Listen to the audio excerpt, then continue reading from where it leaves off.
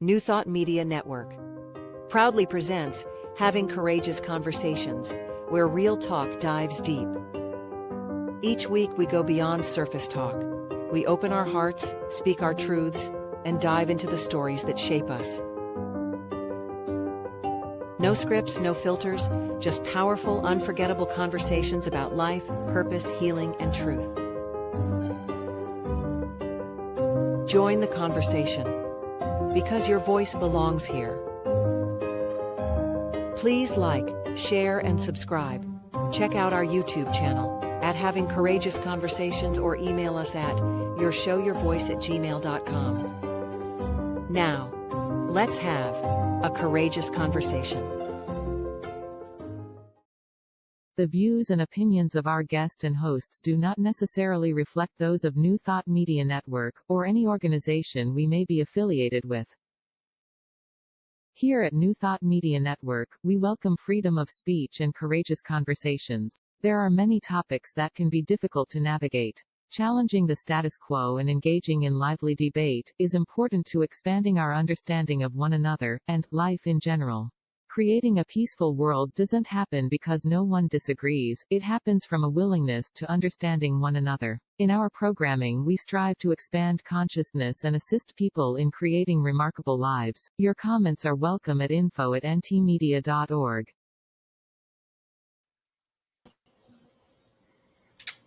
Thank you for joining us for another courageous conversation where we explore truth, growth, and conscious living. We believe that when we speak from the heart, listen with compassion, and hold space for one another, we create possibilities for healing, growth, and real connection. My name is Cheryl Rogers, and it is my joy to be here with you today. And joining me is my wonderful friend and co-host, Mark Dupuis. And together we are honored to facilitate these powerful conversations with these wonderful guests that say yes to being on the show. So, Mark, I'm going to let you introduce today's guest. Thank you, Cheryl. With pleasure. Eamon and the two of us were having a conversation before we went live, so it's been a pleasure to do that. Mm-hmm. Eamon is the director and minister of the New Thought men's community. Their vision is building healthy community. Their vision is building healthy masculinity in the world. Eamon. My goodness, I got to stop and start again. Eamon supports wholeness through heart and soul healing work and creating sacred spaces that nurture and bless community. He finds deep spiritual connection through the New Thought spiritual philosophy and men's soul work for over 30 years. These experiences have had a profound transformational healing impact on his life. I look forward to digging in there a bit later. And he now shares his wisdom through the New Thought men's community. He has led hundreds of men's groups, from the small groups to major retreats, gatherings, and international summits. I think I need to go wash my mouth to get it to work better. His book, The Blessing Circle, is about the future of men's work, connection, community, brotherhood, and powerful belief in the brilliance of ourselves, the future of masculinity, and the blessing of the world. Thank you for joining us, and I gave you a heads up that I was going to poke the bear with a first question. So in the intro, what I hear is a lot of men's community, men's soul work, and if we're all one, why is it just with men? Great question. There is the paradox, right? There's the paradox that we're one, that we're this spiritual being, that we're one with the cosmos, we're one with everything, we're connected on this deep level, that there is no difference. Sonny Cantrell Smith was on our summit today talking about spirit has no gender. And that's the truth. And then paradoxically, we are these human beings with these neural feedback loops, with this heart, emotional experiences, these mental experiences, these physical, visceral experiences of life that we have going on all around us, and the bumping up against other independent, unique, and different experiences of individuals manifesting, these spirits manifesting as individuals in the world, about 8+ billion of us these days, right?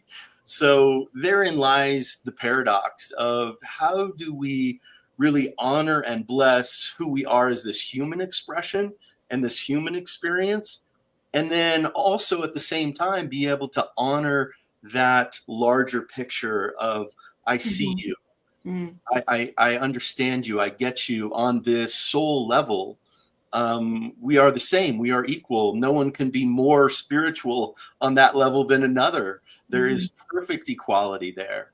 And so therein lies the challenge for us as human beings, right? To bring that greater wisdom, that divine connection, that part of ourselves that is beyond time, beyond space, that is connected to all the knowingness of the universe and the cosmos.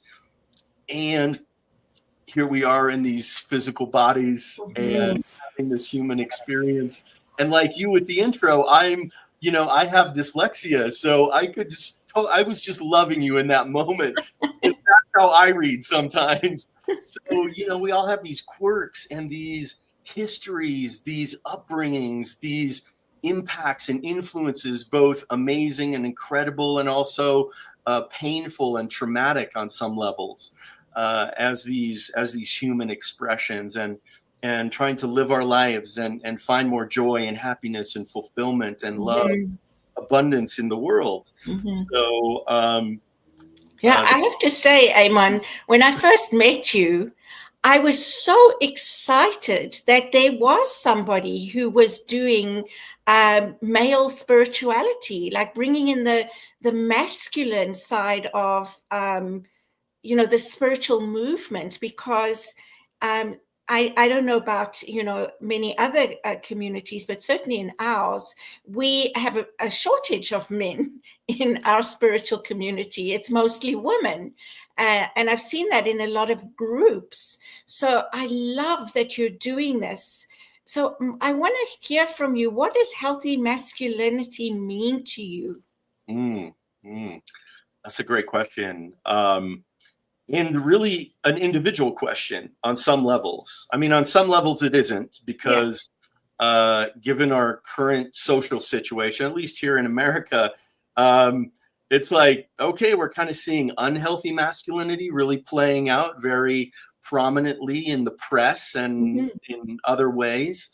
And then, also that is a paradox to what's really going on for most men, I would say, in our community and in the world, who are the 80 or 90% who are about this love, who are about being good human beings, about being loving and kind and nurturing, uplifting this greater experience and understanding of equality, of the deeper principles by which we understand it, which is like there's on the one hand, we are the same. We are a part of this oneness and wholeness with the cosmos. And yet, I have differences in my brain, being a neurodiverse person, but I also have testosterone.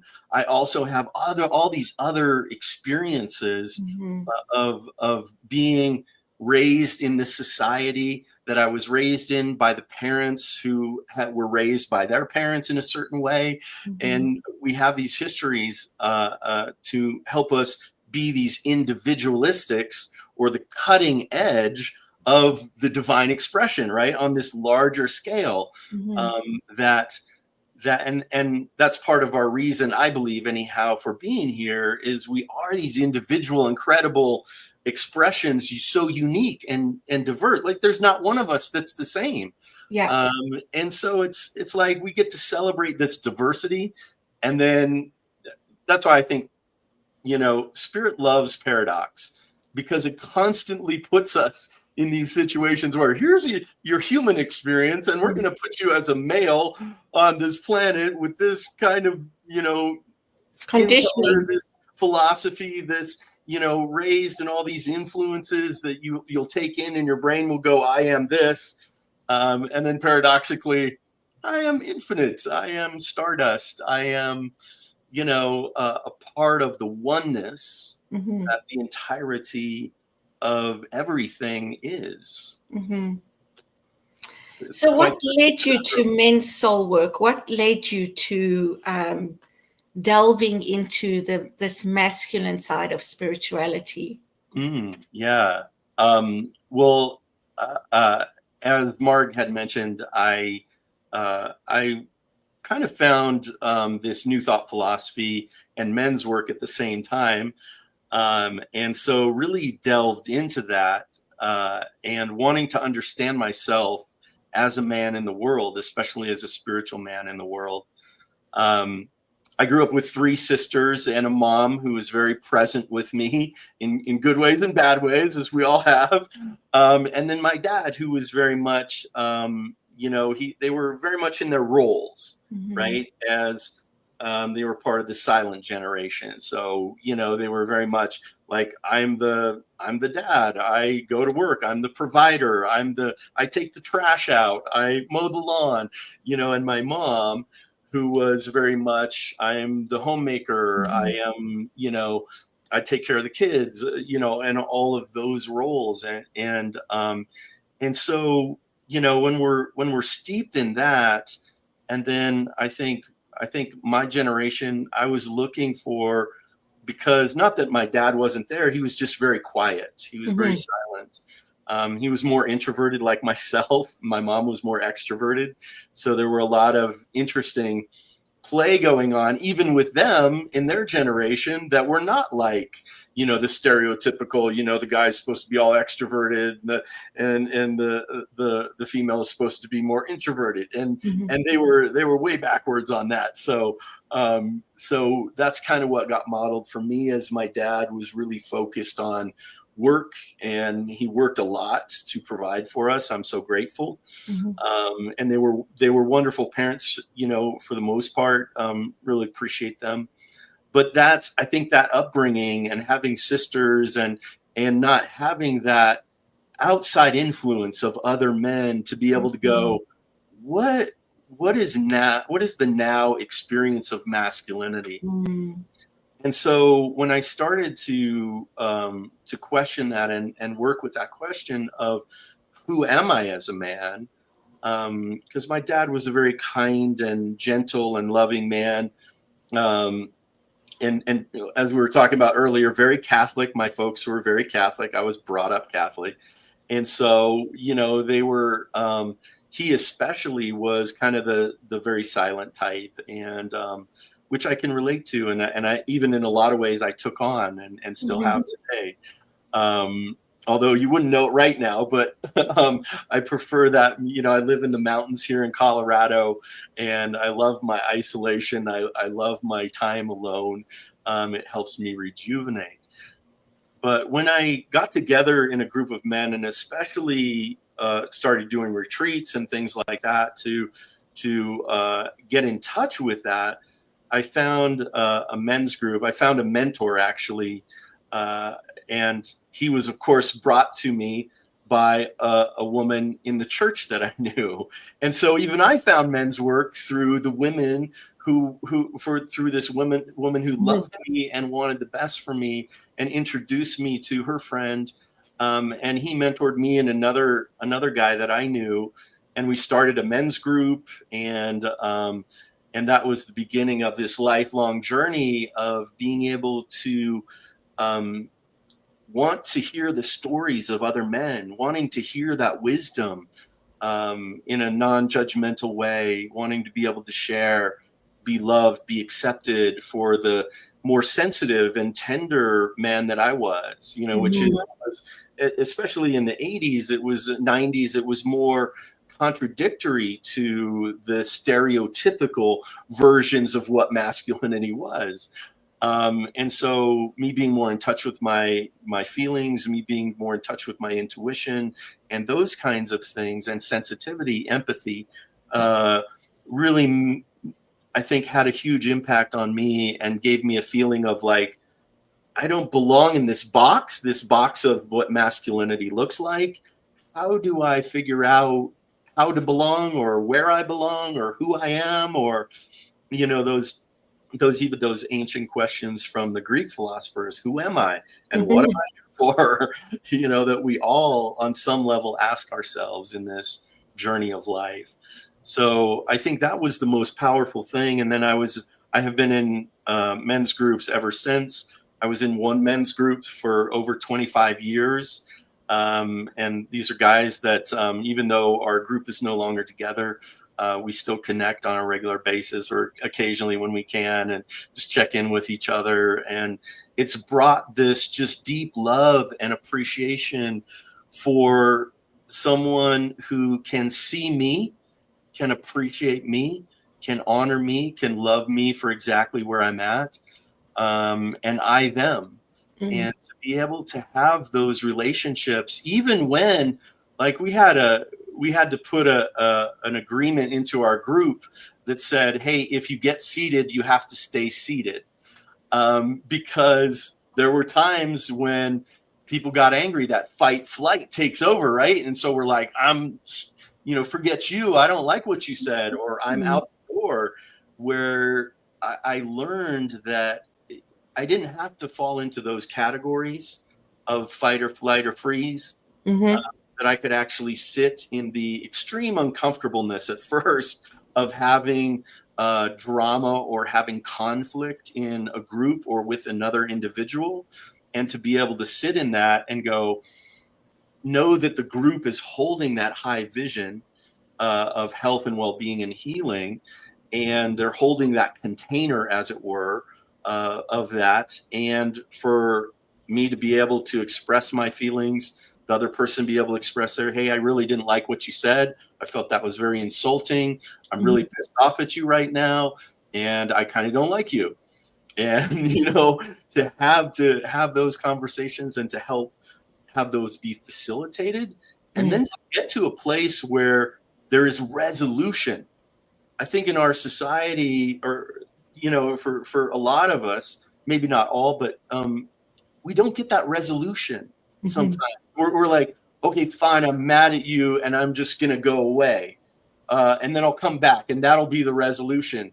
And that's not true resolution. It holds up our neurological systems. It holds up our nervous systems. It holds up a lot of the emotional processing systems from having a complete cycle and going, okay, that's complete. And so then even that can create some woundings, can create some pain, or even in extreme situations, trauma.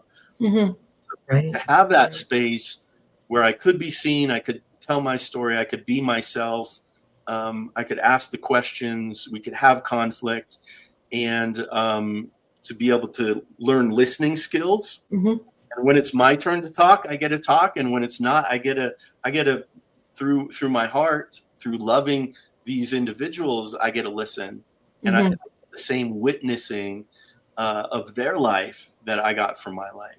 So there's so much more there to talk about, but I think in general, and at the same time, women's work, women's groups doing the same thing or a similar thing, that when we get seen and witnessed, when we get honored, the healing happens. When we go through those emotional cycles and get to completion, the healing happens.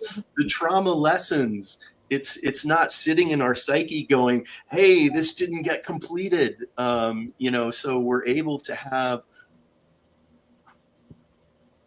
a sense of calm, that urgency of look at me, goes away, because we know we're going to be seen, and we know that we're loved. We know that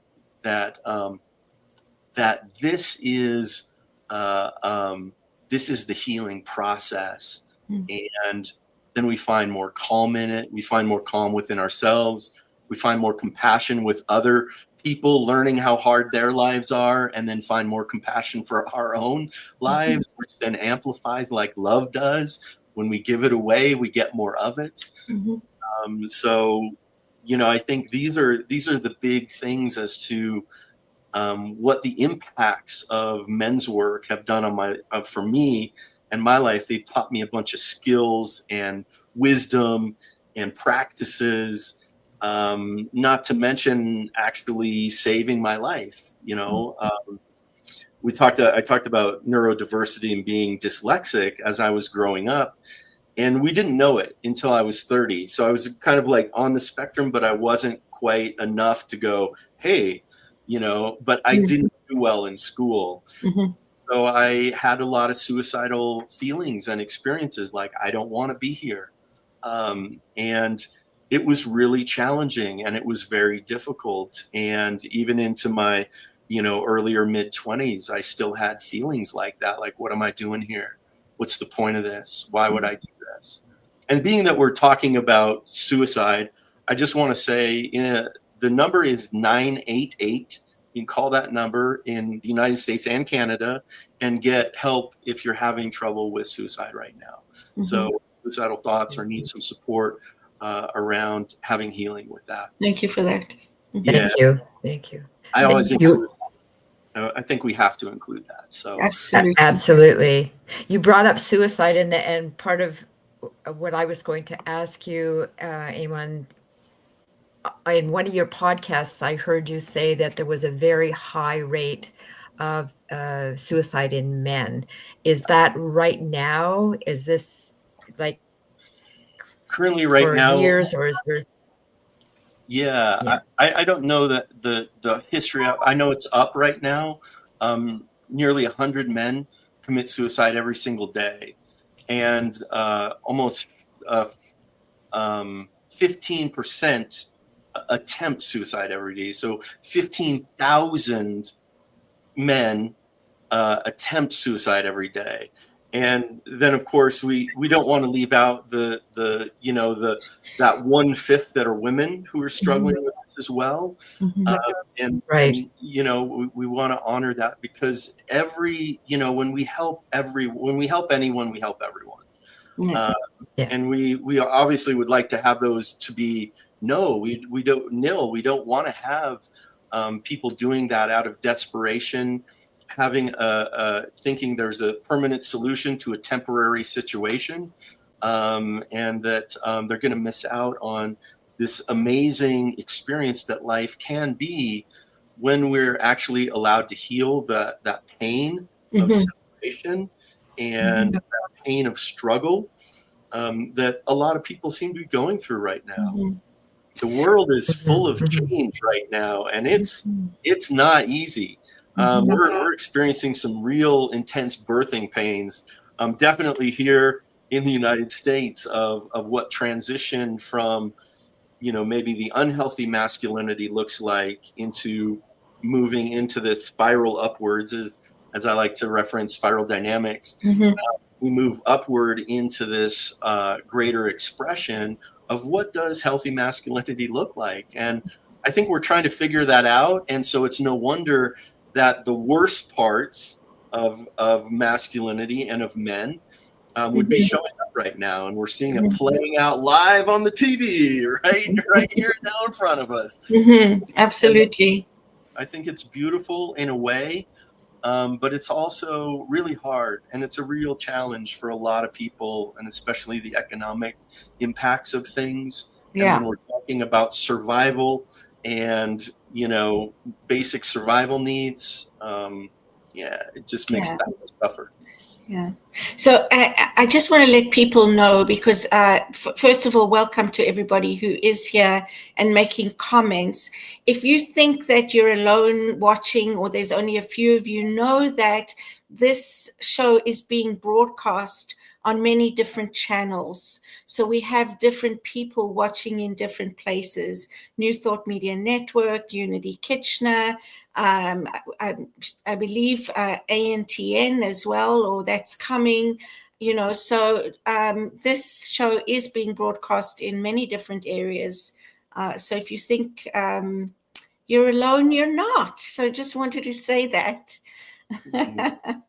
Well, yeah, you brought up, because I was going to say to you, what do you think the reason is that so many males feel the need or the want to escape this reality? But I think you basically answered that by saying, economics, unhealthy masculinity.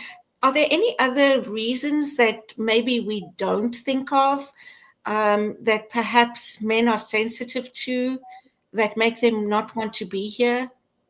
Boy, that's a question, isn't it? It's a great question, Cheryl.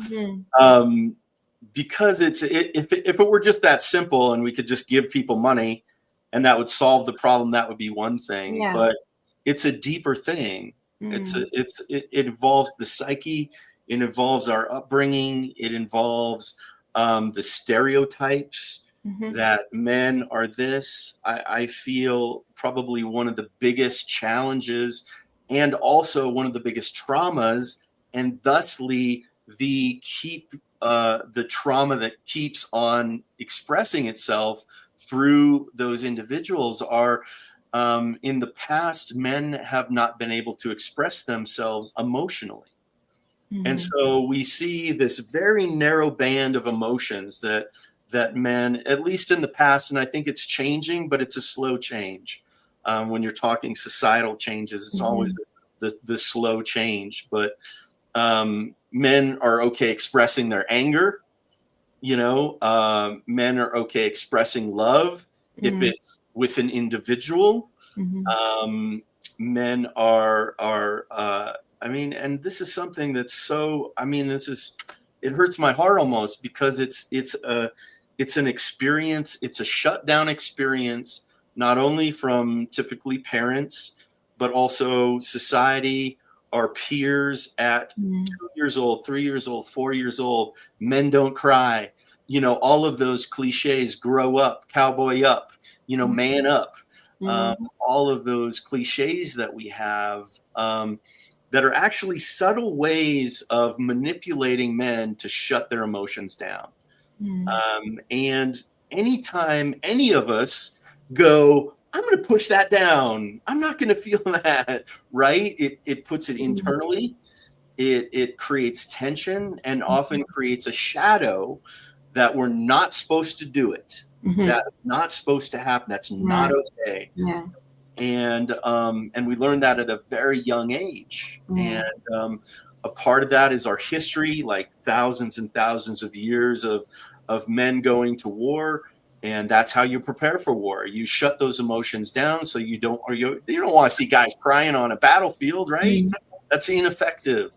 And so, for thousands of years, we've had this going on. This is a part of almost our DNA on some level, to be able to stand and to be the strong one and to all of these things. I remember Brene Brown was talking to people after a sharing, and a guy came up to her and said, you didn't talk about any guys and, expressing their authenticity and who they really are. Why is that? And she's like, well, I don't include men in my her study. And so he's like, well, isn't that convenient? And he went on to say, my wife and girls would rather see me die, fall off of that white horse, than be looked at as less than, or not this man that I am. And so there's an illusion, there's expectation, there's this thing that happens about needing to shut that down. And even in relationships, for me anyhow, I can't speak to anybody else's, but it's like for me, I try and be this, hey, wholeness, I want to express my wholeness. And even in relationships, it's like, well, I want you to be in that role of men. And I want you to be strong for me. I want you to do these things. But then where do I get Where do I get heard? You know, so it's not allowing men to be vulnerable and express their emotions. Yeah. I cannot believe this, but we are actually halfway through the show. Okay. So don't go away. We're going to have a short break. And wow, this conversation, I think, could actually not just be one show. It could go on. It could be a series. So don't go away. We'll be right back with more on building a healthy masculinity and Reverend Eamon Duffy.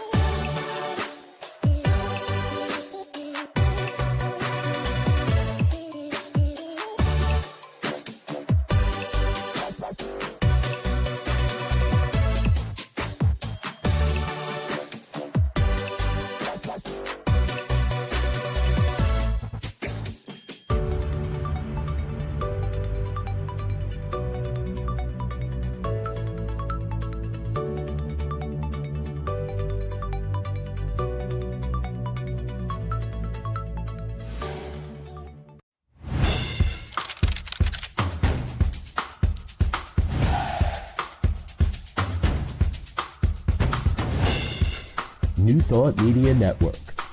We are a global broadcast network of positive music, media, and entertainment, inspiring humanity's evolution along the journey of enlightenment and creating a world of love, peace, empowerment, and prosperity for all.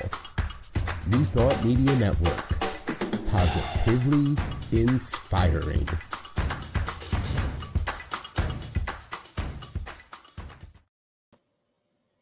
Well, welcome back to having We're back. Conversations. Yes, we're back. Marg. Marg, okay. So I just want to clarify, I was poking the bear at the beginning, and I understand the importance of having masculinity, men's spirit group. Oh my goodness, here I am talking about spirit groups. Yes, I understand that, and I understand that you have a broad, open sense of being in the world. I just wanted to poke it a bit just to get you speaking of it. Community. I understand that you are big on community, and can you speak to that and how being in a male community, I'm going to say, is it like a support group almost? Yeah. Any community. I guess what I'm hearing is that what does a men's group look like?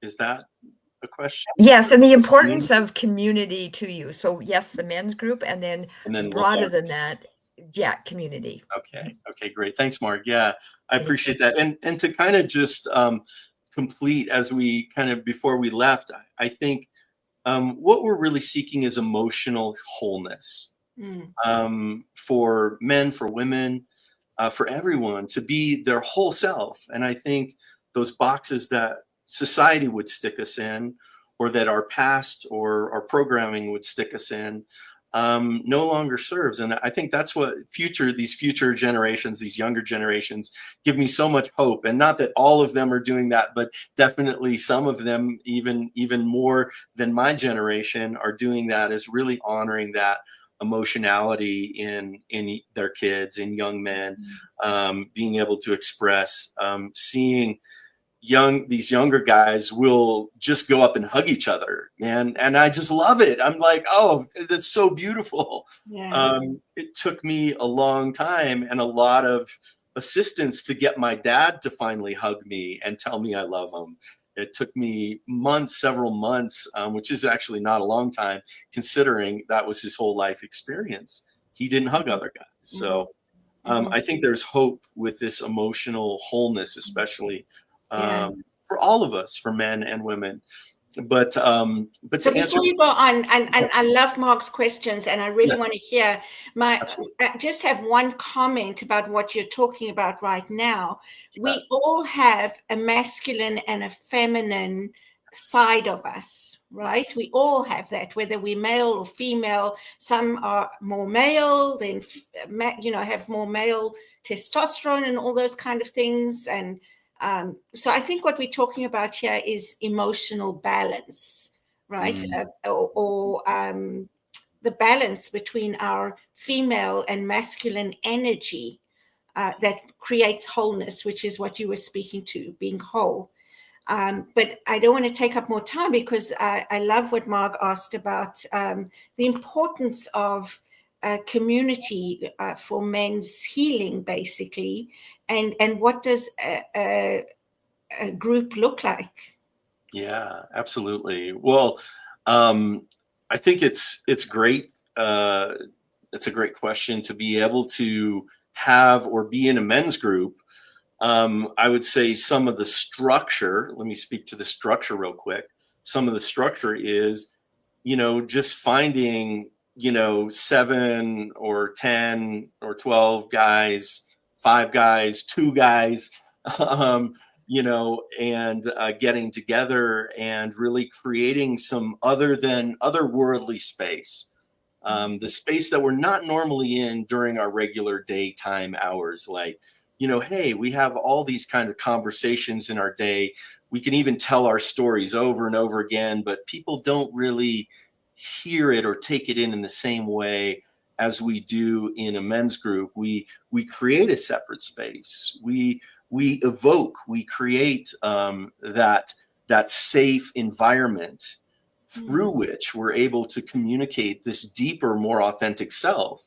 Without that safety in any relationship is the biggest piece. To have that, you're either building trust in a relationship or you're eroding trust in a relationship on some levels. And it's not, ever that simple in some ways, but we want to be building trust in a continual way, in a continual manner, and to be able to express that, to have that in a group where you can sit and go, okay, let's do an opening. Okay, let's call in this, the 7 directions. Let's call in our higher selves and our guardians, our guides, our allies, even our ancestors, this genetic lineage that we're a part of, and to call that in and then go, yeah, hey, what's going on for you? And everybody's like, oh yeah, my week was like, it was great, or it was challenging, or it was, here's what's going on.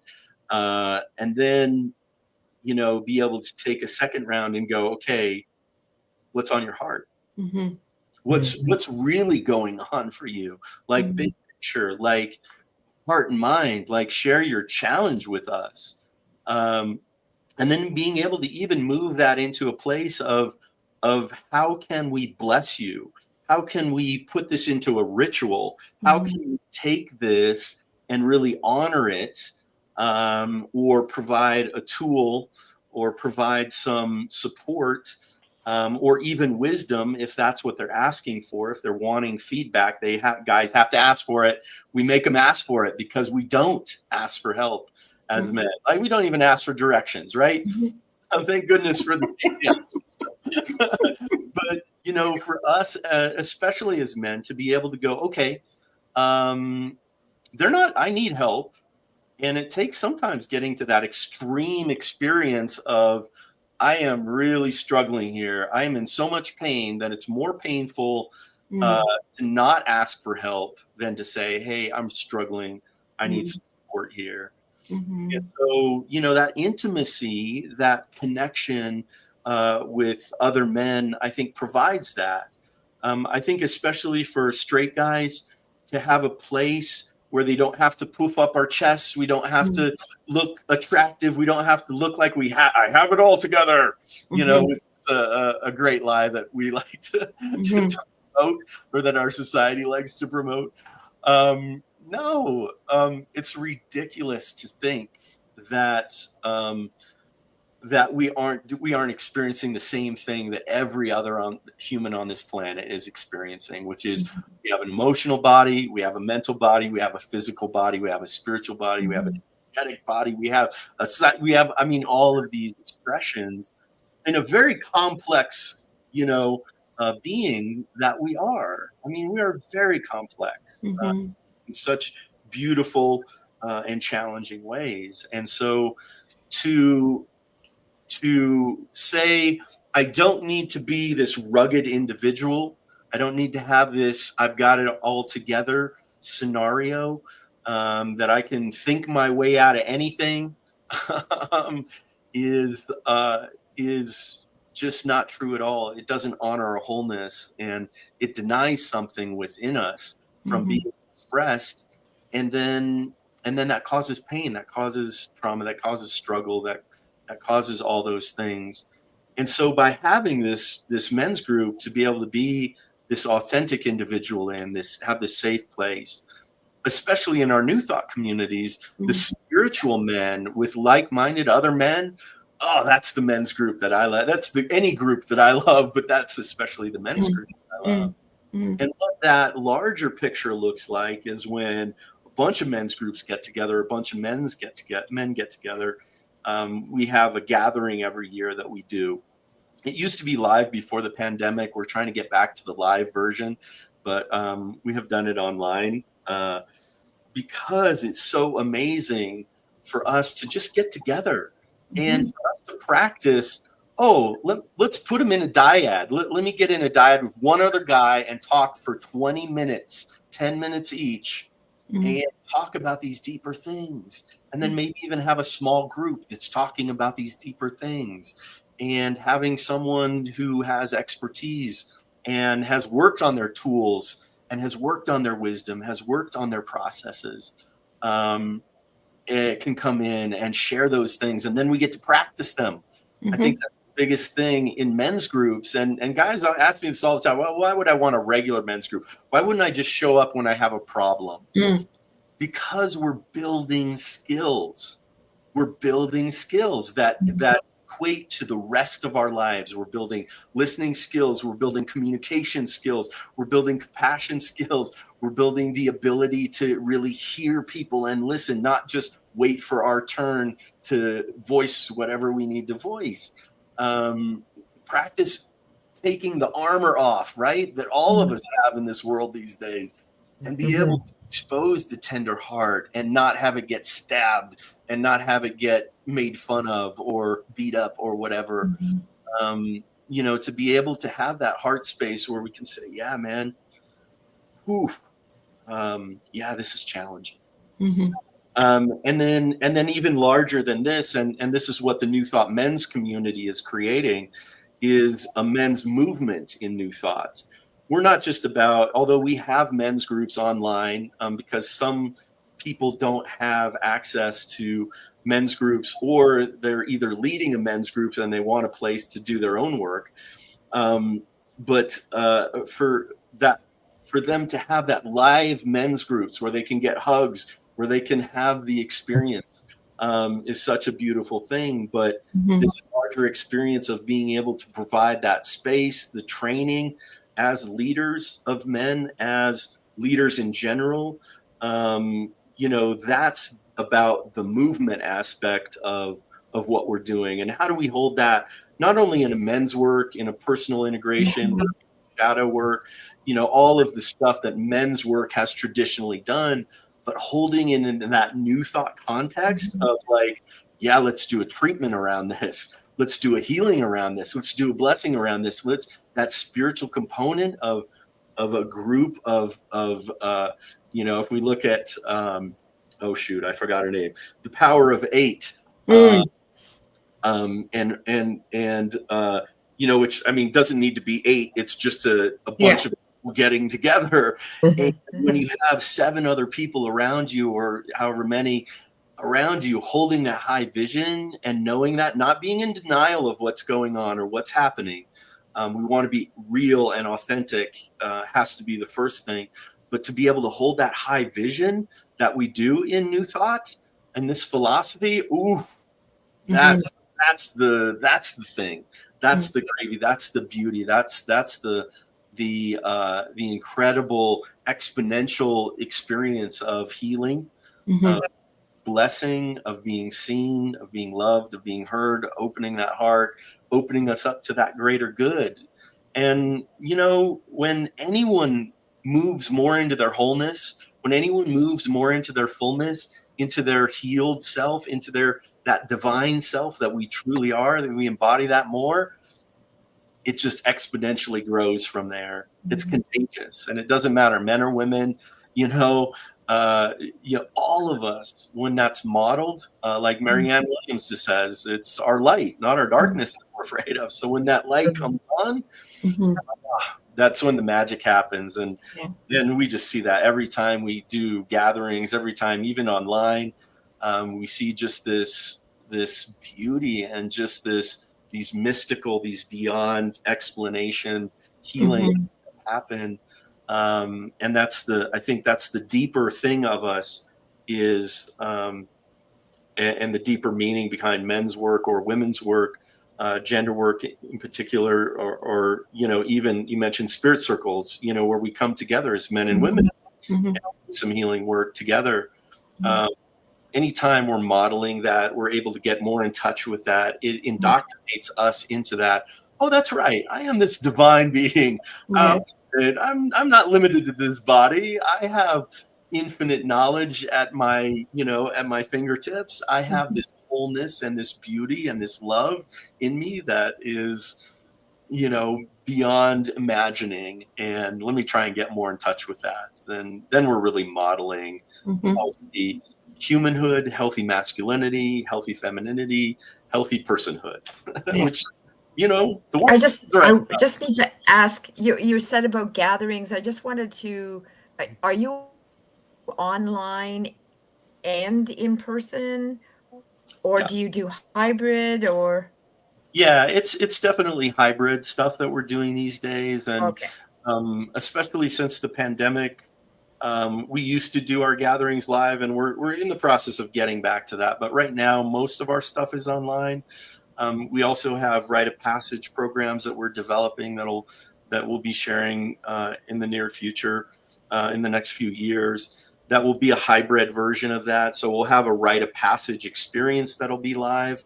But then, as we know, it's not about meditating once, right? It's about meditating and building a practice. So, for those kinds of groups, which is rite of passages, it's like a whole 9-month or year-long process of meeting with these people and going through this experience. Like I was given in my 30s, a rite of passage that was just beautiful and powerful, and allowed me and my psyche to be able to go, oh yes, I'm moving into a more mature version of that, of masculinity, where I'm going to let go of those immature aspects of being a teenager or being a young man, and release those to be able to step into this greater awareness of being, an adult, a full-on adulting. And how do I show up in that? How do men come to be part of these groups? You know, I like, do you find you have a lot of men's groups? You have a few? Is there a certain type of man who, or a certain time in their life? Like, how are men attracted to want to be a part of a group? Unfortunately, in some respects, men as human beings do need to be pushed. It needs to be more uncomfortable. So we see a lot of guys showing up and wanting other men in their life or men's group in their life when they're going through a divorce, especially when they're going through a job change or transition of some kind, when they're having these challenges with being here on planet Earth, they're having financial challenges or just any challenge that feels overwhelming to them, like, oh, this rugged individual thing, I can't actually solve this myself. As much as we can look it up on YouTube these days, there is a necessary component of me being with other people, and especially with men who get it, who have gone through the hell, to say, yeah, man, I've been there, you know, or I've been there in my own way, and I honor your path. You know, tell us more. And then how we find these groups is in New Thought and beyond. You know, my book, The Blessing Circle, I basically tell my story of how men's work has impacted me in a lot of ways, but how to start a men's group. So what we provide as the New Thought men's community is not only you can be an individual member. And if you're just an individual, hey, I want to be a part of a men's group. And in that membership, you get to show up to our men's group every single week if you want, or more. And, you know, and then there's the other aspect of that is a community membership within us. And the community membership gives the minister and any guy who wants to start a men's group in their community access to all of these videos. We have hundreds of videos right now in our library that do exactly what we've been talking about. They have an opening meditation, which is what we're doing in the summit. We're building this library. They have an opening meditation. They have a talk about something: forgiveness, love, happiness, struggles, financial, you know, whatever it is, abundance. And then a closing blessing so that men can get together. They can do their meditation. They can do their check-in.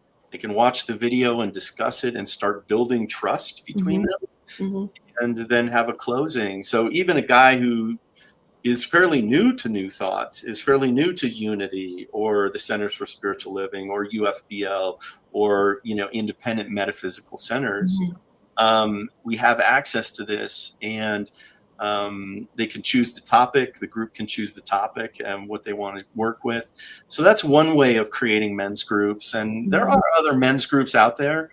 So we're not the only one. We're definitely the one in New Thought that's creating men's groups. Yeah, you can see our Sunday circles and our Monday circles for men. Oh, cool. Our leadership training. Yeah. So all of that stuff, you know, and we have so many guys who are leaders of men's groups in their spiritual communities who come to us and go, how can I get more training? How can I have a deeper understanding? How can I learn to create rituals? How can we, you know, think outside the box? And they're just a guy who's new, a practitioner, even ministers who come and go, hey, how can we do this in our community? Yeah. So as we're coming to an end, which it's crazy. Like Mark even messaged me like, wow, how can women and non-male allies support men? Yeah. You know, like I said, I found men's work through a woman who encouraged me. And so, you know, men listen to women. The women that express, that are caring towards them, the women who can come to husband, son, nephew, you know, friend, you know, someone at work that you know well, you know, and be able to say, hey, did you know? Yeah, right.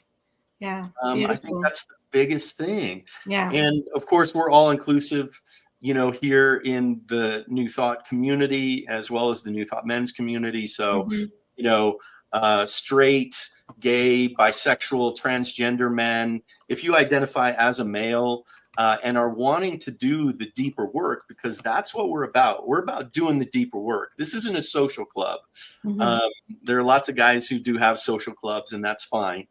But to do the deeper work and do the healing so that we can be free of these pains instead of sitting in it, for me is what I'm ready to do. Right. That's what we want to do. And that's what. So. Yeah. Beautiful. Wonderful. I think the work that you're doing is really so important in today's day and age. And I noticed that you also on your website help you have I don't know what you call it, a program or something that helps other ministries or places develop their own men's program. Yes. Yes. Which is also, I mean, so you're furthering the work out into communities and the world, right? Yeah. Yeah. Beautiful. Absolutely. Beautiful. It's right there on our website. So if you are a minister or a guy in your community that wants this work, we always want to work with our ministers, with the people who are in charge of your community. But that's one of the things that we do as a movement. That's what we provide. So, beautiful. Yeah. So in 2 minutes or less, what would you like to leave the audience with? I would say times of change are difficult. And to be kind and compassionate, first and foremost, to ourselves always. To do our daily spiritual practices, to steep ourselves in that higher vision of that which we are. And that way, when we go out, we're resonating and vibrating at that higher frequency. And so people who bump into that energy are enlivened by it, or maybe they're pushed away by it if they're not ready for it. But most, I think, are enlivened by it. And for us as human beings right now, our whole planet's struggling. And it brings heartache. You know, I think none of us who look at what's going on can't help but feel empathy and compassion for every level and every gender and every experience that people are having around the world right now. And so the more we can do our inner healing work, the more we can show up as that light in the world that we are here to really be, in my experience and in my belief. So shine your light brightly. Be the one who inspires. Thank you. And nurtures. Thank you. Thank you. Yeah. Cheryl. Thank you. It was a great time. I'm just like I mentioned before, I'm really overjoyed to know that there are things like masculine groups happening where it doesn't matter whether you're straight or gay or, that you can come together and learn from each other and support each other and grow spiritually. So I just love that. And I think my takeaway is that I now have a place where I can say to a male person in my life or who comes to Unity, did you know, that there is such a thing? So it's a wonderful resource, I think, as well. Thank you. Thank you. What about you, Mark?